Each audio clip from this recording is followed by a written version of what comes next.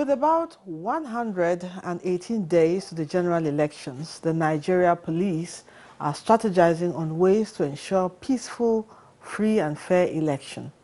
This is the focus of a two-day conference and retreat of senior police officers with the theme, The Imperative of a Nigeria Police Strategic Plan for Peaceful Elections. It's holding in Owerri, the Imo State capital. The conference and retreat assembled officers of the ranks of Deputy Inspector General of Police, that's the DIGs, Assistant Inspector Generals of Police, AIGs, Commissioners of Police, CPs, and other heads of police formations. It also carefully selected security and election management experts across the globe to engage in peer review and cross-fertilization of ideas on effective management of security before, during, and after the general elections in 2023. This is the mainstay of our discussion on today's program. And with me in the studio are two guests to look into the issues and role of the police. How far have they performed? And what are the areas of improvement? These and more on today's episode of Nigeria Today. I am Lydia Odijochi. Welcome to the program.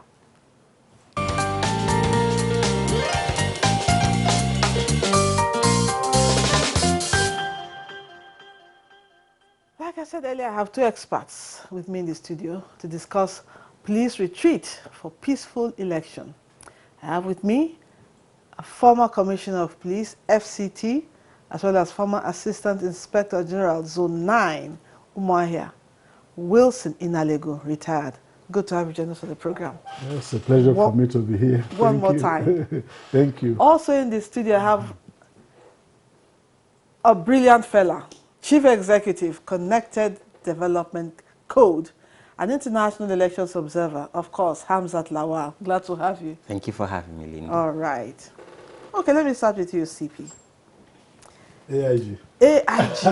AIG retired. Yes. Now, let's start the conversation straight with you. The theme of the conference retreat is tagged The Imperative of a Nigeria Police Strategic Plan for Peaceful Elections. What are we expecting from this conference and retreat? Well, the Nigeria Police Force has a very important role during the election. And as the agency with primacy on internal security and the co-chair of the Interagency Consultative Committee on Election Security, it is imperative that the officers get reminded from time to time.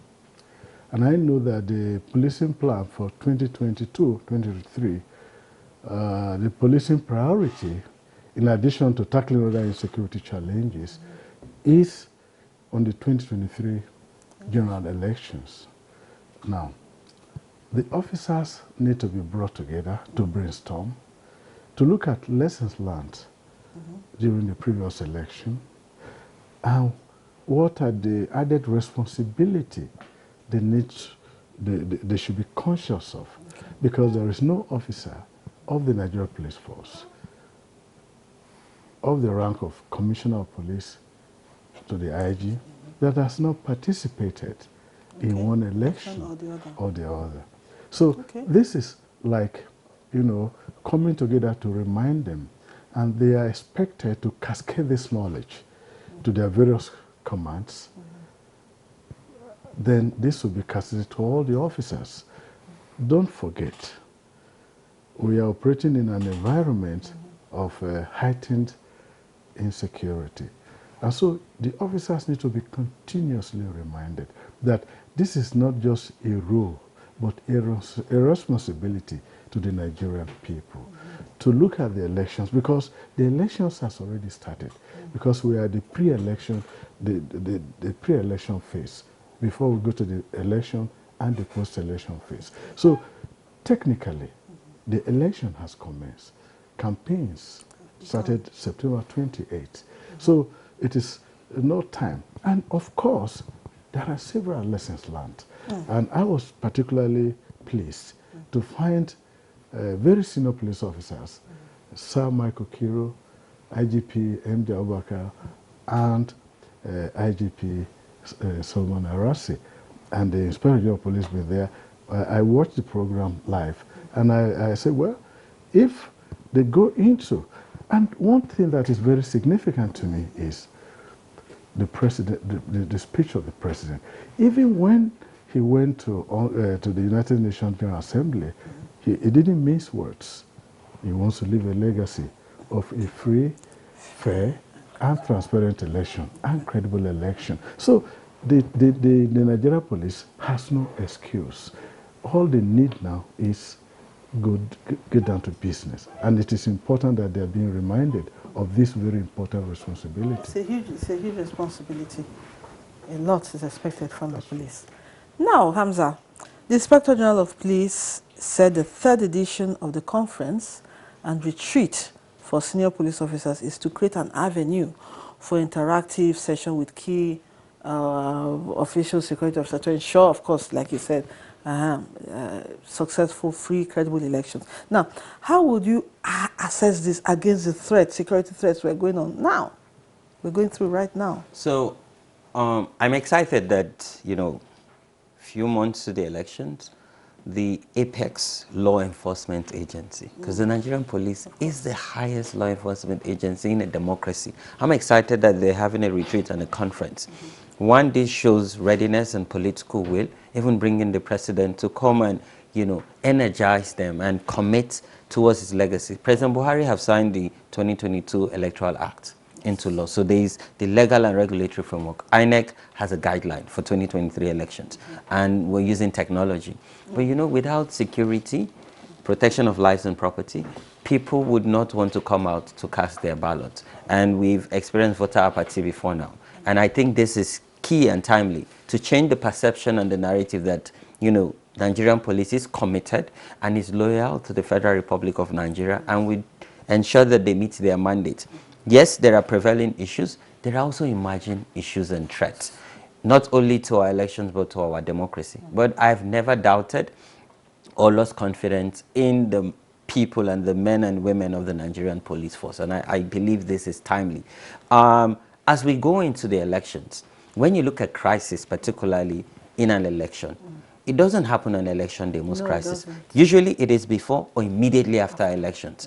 And as a election observer, I'm happy that, unlike the senior police officer have said, they've been pre-election arrangement and observation by the security and intelligence community. And we as civil society have also we've started monitoring the trends. And usually what undermines security is what the politicians do or say before the elections. And I'm particularly excited that this time around, the conversation is about issue. And young people are mostly interested. And I'm confident, young people will not be the tools to try to undermine our democracy, or more particularly our elections. So I'm excited that, yes, the IG is hosting this event, and particularly in the Southeast. It sent a message. Yes. This is really strategic. It sends a message that, see, yes, we know that there are issues in the Southeast, but we're here to talk about those issues, but most importantly, deal with it decisively. The fact that you're bringing CPs across Nigeria, there are lessons to be learned. There are experiences to be shared. So I'm really excited, and this gives confidence, and I believe that the Nigerian people will continue to support the Nigerian police. Great. Now, AIG, what are we expecting to see after this retreat? What do you think, or what do you see being done differently this time around? Well, first of all, if you look at the array of people gathered in that hall, one of the things you see is there is a collaboration in the air. Because you've got the military, you've got the DSS, you've got the civil defense, you've got the road safety, and other security agencies.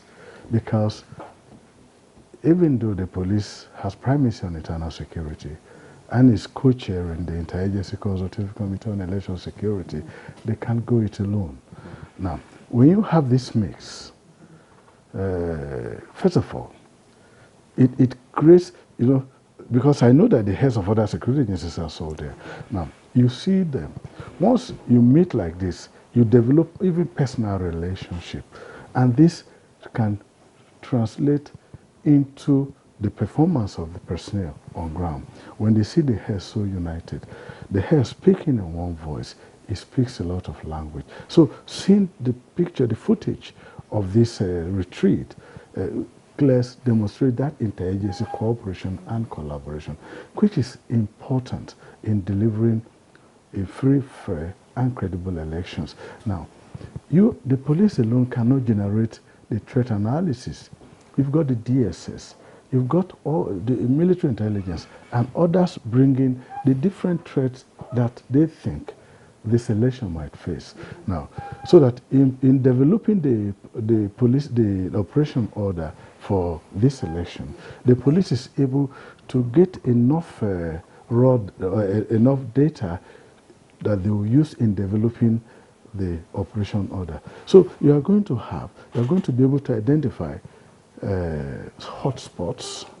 You are going to identify key issues that pose direct threat to the election. And that's what you take from such a conference. And like in my introductory remarks, what you find, it means these officers gathered there are going to cascade this knowledge. They are going to, the various interagency consultative committee in their respective states are also going to have their own meeting, calling the different people, talking about critical issues, issues of violence, campaign violence.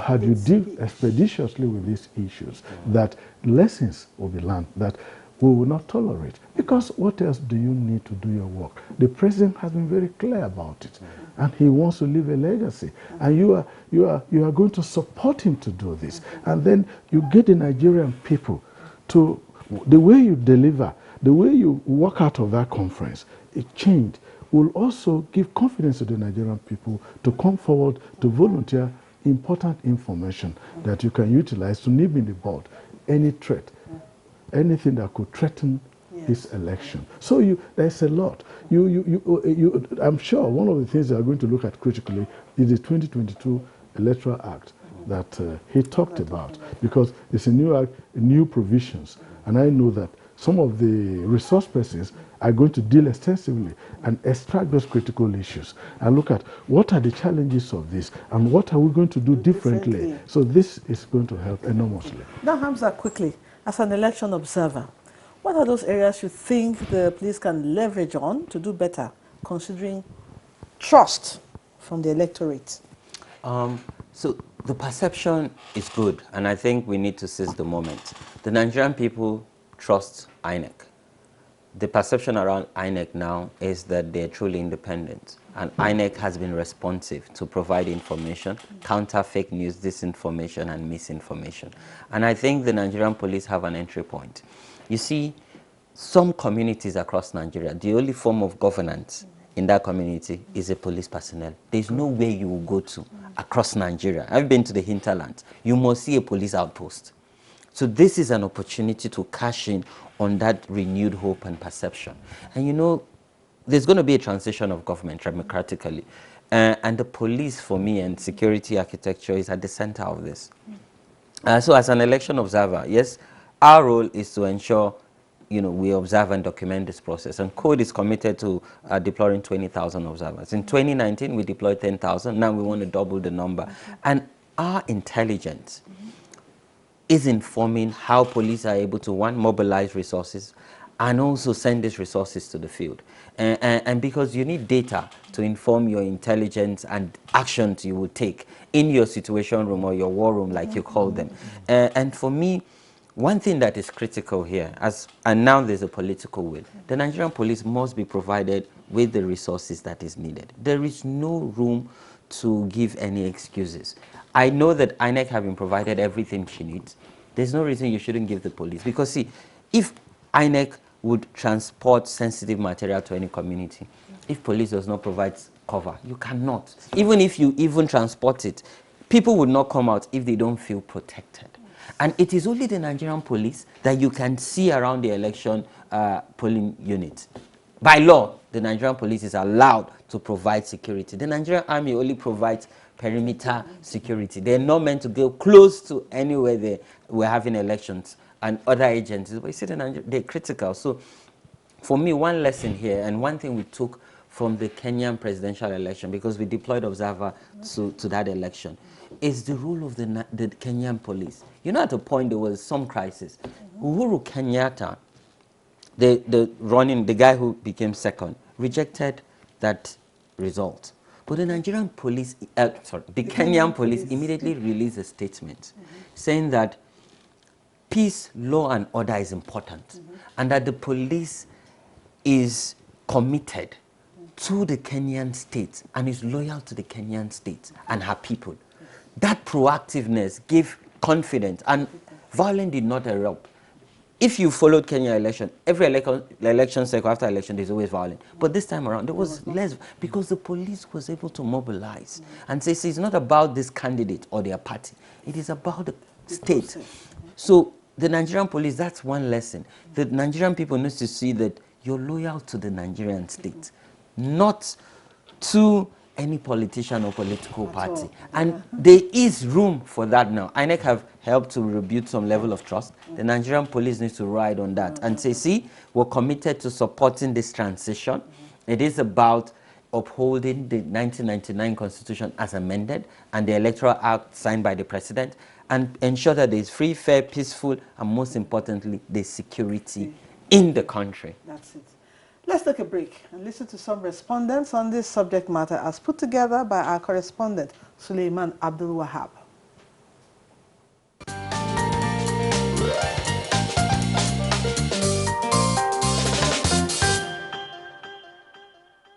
You know, 2023 is around the corner, and what we expected from police commission is they should be neutral. When you talk about police, the first thing that comes to my mind is safety. When you say yes, you talk about police. Police is safety, because even the military, so-called maybe soldiers and other military or paramilitary, police do a greater job, and they have to be fair. You understand? They have to be fair and clear so that people will not tarnish their images. The police that did the police that did that. You understand? When you're talking about police, when you hear police, that's why in other case, armed robber or criminal fear them. When you hear a Salim, you know that security and the safety of the area is covered. The police, of course, that is, they represent, their duty is to secure the lives and property of every Nigerian. They should abide to the rules. When it is time to vote, they should allow us to vote and select our leader. Having this opportunity to talk about the security operative, please, they should desist from collecting money or collecting some juicy promises from the aspirants of each and every party, so that we have a free and fair election. I want to say they should remain professional in their dealings, and then they should not be partisan and never take side. They should remain fair and firm to their rules and regulations. Say, I want the Nigerian security authorities to actually go hard on this election. I want them to actually go very, very hard, especially on this particular 2023 election.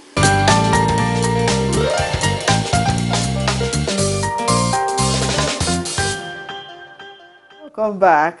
It's Nigeria Today. I'm still with my guests, former Commissioner of Police, FCT, as well as former Assistant Inspector General, Zone 9 Umuahia, Wilson Inaligo, retired, and Chief Executive, Connected Development Code, as well as an international elections observer, Hamzat Lawal.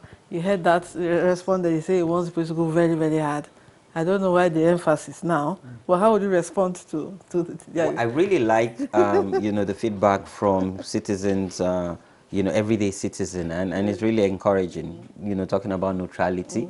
I think when he said go hard, he means professional and taking a stand against any politician trying to interfere. We know politicians will try to interfere with the mandate of police and their rules of engagement. So him saying going hard is, remain firm, remain professional, and, be loyal again to the state. To the state. Okay. Now, Yaji, at the retreat, the Minister of Police Affairs, Adingadi, said, when it comes to democracy, the police is one of the most trusted and important figures to reckon with, or security agency to reckon with. Now, how would you react to this statement? But one of the things I want Nigerians all to understand, the police officers, you know, every policeman is a police officer.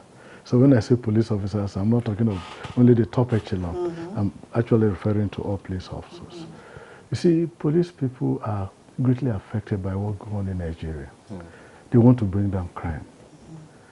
Over 4,000 formations. There is no other government agency that has such a reach. Over 4,000 police commands, area commands, divisions, police posts, village posts, outposts, in more than 4,000 locations across the country. You don't have any agency with such a massive, you know, reach. So the police see it as their responsibility to uphold democracy. And that is why you find most police officers, even when we are retired, we find it difficult to bend there or bend there. And so you don't find a lot of us in politics because you still have that sense of professionalism. Because for a police officer, there is no tribe, there is no language, there is no tribe, no religion. That is what, you are just there trying to look at the law. You are blind to every other thing. What you see, what does the law say? And I'm particularly encouraged the president, police, you remain apolitical. And honestly, most police officers, because it takes a period of 0 to 4, 5 years before you become a police officer. Even when you are passed out of training, you've got to go through the mill. You are in a divisional crime office, you are in traffic. You've got to be able to become a police officer. It's not a one-day thing. So police officers, they look at it. The state and the people, and they start there. You don't bend to the left, you don't bend to the right. And sometimes you get punished because somebody thinks, because you are not yielding to the side, you must belong to the other side. And so these are things. But I think this president is very determined. Anybody coming to tell you president say is lying. So I want the police officers to take it that the president stated it at the United Nations General Assembly. He said it again today. Police remain apolitical. Any other things say to you, ignore. Okay. Just be professional. My time is. I'm really enjoying this very conversation. professional. Hamza, now let's talk about professionalism. Like what the president said, he mentioned that it is desire to the police to rebuild public trust and professionalism. Now, this also entails intelligence gathering. Oh, yeah. Yes. Now, how would you suggest the police reposition its act to relate with this particular aspect that the president is talking about? Briefly. I think we just need to build more civilian and police relationship. You know, the Nigerian police personnel or officers are still part of the community. They're with us, and they will continue to remain with us. For me, I think we need to also draw the line and be clear about human rights, because Nigerian police is #1 law enforcement agency, and they must also continue to uphold, you know, the rights of the people that they seek to protect, which are the Nigerian people. But for me, I'm confident in the leadership of the Nigerian police. Let's continue to invest in human capital development to train, retrain them, but most importantly, provide them with the needed resources, both financial and material resources to undertake their roles and responsibilities. And by the way, the Nigerian police is one of the best around the world. And just to say that we now publish a monthly dossier that looks at security across the country, and there are recommendations, you know, for security agencies and particularly the Nigerian police. Thank you very much. Well, that's it on Nigeria Today. We wish we could talk more, but that's all we can take on the program. Now, I can't go without thanking my guests for their time and contributions, very useful contributions. AIG, Wilson Alego, former Commissioner of Police, FCT, as well as former Assistant Inspector General, Zone 9, Umuahia. Thank you so much for your time. Thank you for having me. And also to you, Hamzat Lawal, Chief Executive, Connected Development Code, also an International Elections Observer. Thanks for honoring our invitation, and thanks for this. Oh, thank you. Thank you. My pleasure. We're still looking out for you. Oh, thank you. We also appreciate our viewers for always keeping a date. And don't forget, Nigeria Today airs weekdays at 7:30 in the evenings on NTA News 24. You can watch this and other episodes on www.youtube.com/NTA News 24 Hub. Once again, thank you for being a part of the program. See you tomorrow. I'm Lydia Odijochi. Bye-bye.